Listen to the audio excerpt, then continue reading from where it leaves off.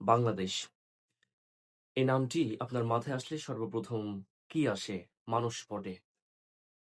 একটি দরিদ্রতম দেশ, রাজনৈতিক অস্থিরতা, অধিক জনসংখ্যা সহ নেতিবাচক যত প্রবৃত্তি রয়েছে একটা দেশের সবগুলোই রয়েছে। তাই তো? কিন্তু বাংলাদেশের অর্থনৈতিক অবস্থা বা সবকিছু মিলিয়ে এটাই কি বাংলাদেশের পরিপূর্ণ স্টোরি? আজকে আলোচনা করব সে বিষয় নিয়ে। একটা দেশকে মূল্যায়ন করতে হলে তার অতীত, বর্তমান এবং ভবিষ্যৎ সম্ভাবনার লেন্সে দেখতে হয়।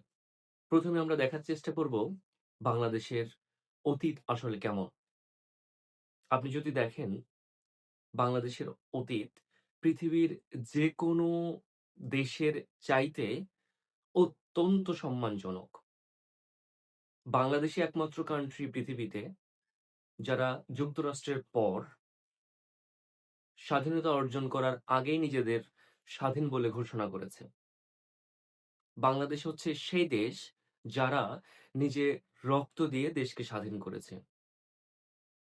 বাংলাদেশ পৃথিবীর একমাত্র দেশ যারা নিজের ভাষার জন্যে অকাতরে রক্ত বিলিয়ে দিয়েছে রাজপথে। তাহলে বাংলাদেশের ইতিহাস কি মনে হয় আপনার?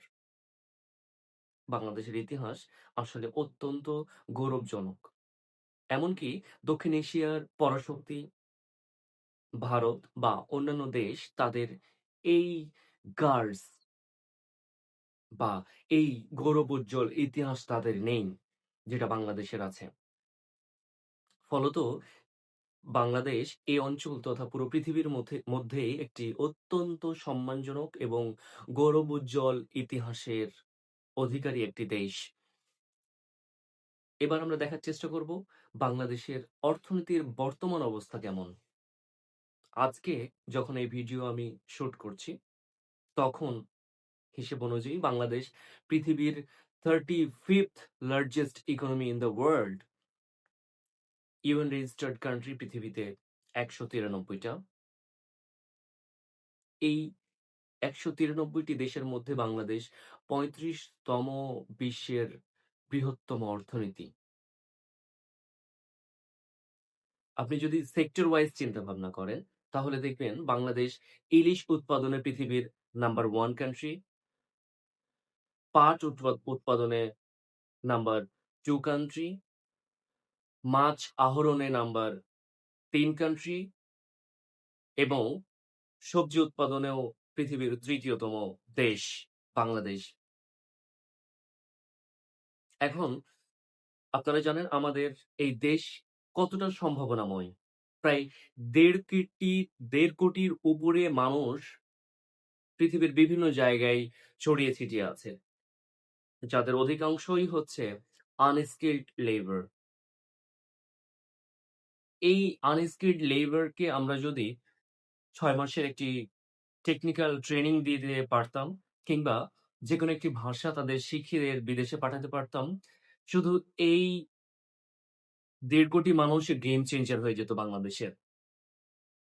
বাংলাদেশের অর্থনীতি টপ 20 এর মধ্যে আসা কোনো ব্যাপারই না। আরেকটি বিষয় আমাদের আলোচনা করা দরকার।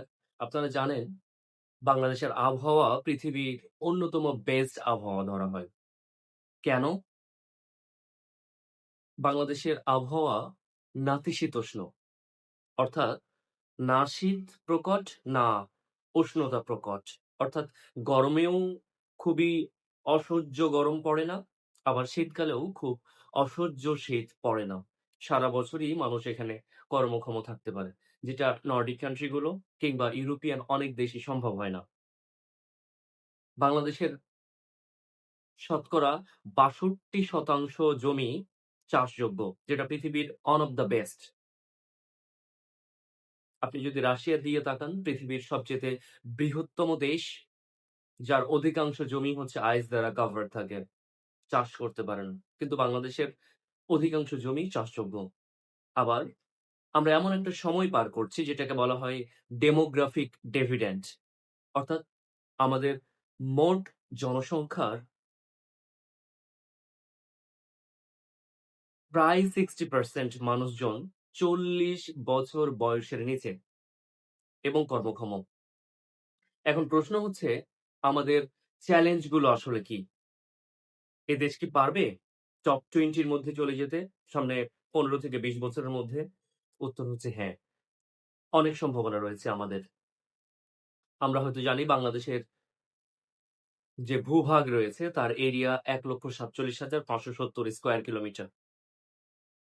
কিন্তু আমরা কি জানি বাংলাদেশের সমুদ্র আরেকটি বাংলাদেশ যার আয়তন ১,১৮,০০০ সামথিং স্কয়ার কিলোমিটার এবং বলা গেলে এই সমুদ্র অঞ্চল থেকে আমরা আমাদের প্রাপ্তি একেবারেই 0। আমরা যদি সিঙ্গাপুরের দিকে তাকাই, শুধুমাত্র তারা পোর্ট ব্যবহার করেই তাদের অর্থনীতিকে অন্য লেভেলে নিয়ে চলে গেছে।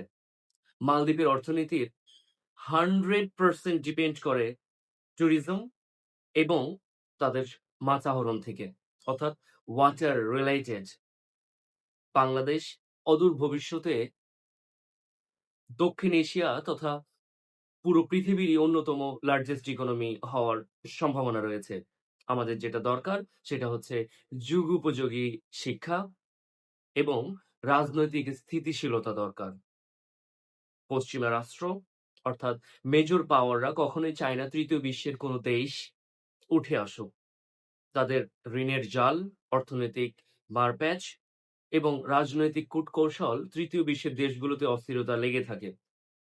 আমাদের দেশের জনগণ আমরা ১০ বছর ১৫ বছর পর আমরা নিজেরাই বিদ্রোহ করে বসি এবং বিদ্রোহ করতে বাধ্য হই। এর নেপথ্যে কি? এগুলো আমাদের খুঁজে দেখতে হবে। আমাদের রাজনৈতিক ইতিহাস আমাদের নিজেদের বিনির্মাণ করতে হবে। আমাদের অর্থনৈতিক ভবিষ্যৎ আমাদের নিজেদের বিনির্মাণ করতে হবে। তাহলেই বাংলাদেশ পৃথিবীর অন্যতম একটি সমৃদ্ধশালী দেশ হিসেবে মাথা তুলে দাঁড়াবে। সেই সাথে গর্ব করে দাঁড়াবে মাথা উঁচু করে পৃথিবীর দরবারে প্রতিটি বাঙালি। ধন্যবাদ সবাইকে।